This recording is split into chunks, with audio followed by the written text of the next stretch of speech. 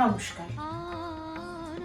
যুব ভারতী বৈদিক মিশনের পক্ষ থেকে সকলকে জানাই আন্তরিক প্রীতি, শুভেচ্ছা ও ভালোবাসা।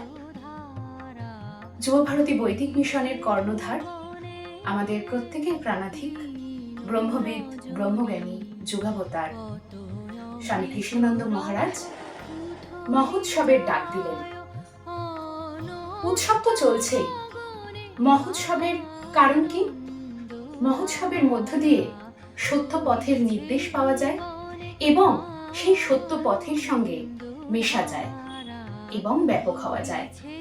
যেই কথা রাজা রামমোহন রায় খুব সহজ সরল ভাবে বলে গেছেন।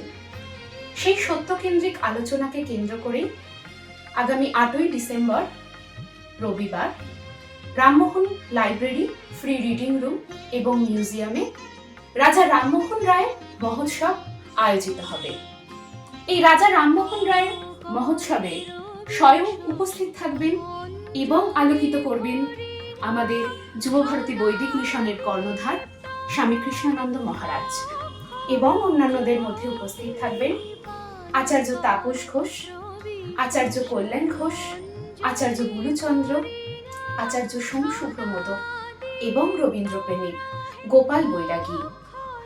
রাজা রামমোহন রায়ের ব্যাপক ধারা, যে ব্যাপক ধারাকে কেন্দ্র করে উপনিষদ থেকে বলা যায় আসাত্মা সদ্গমায়া তামাসৌ মা জ্যোতির্গমায়া মৃত্যুর মা অমৃত গমায়তে, অর্থাৎ সেই সত্যকে কেন্দ্র করে সকলকে জানাই এই মহৎ আলোচনা সভায় আহ্বান।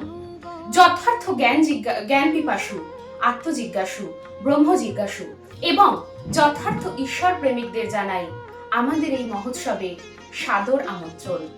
আপনারা প্রত্যেকে এই মহোৎসবে উপস্থিত হন এবং এই মহোৎসবকে সাফল্যমণ্ডিত করে তুলুন।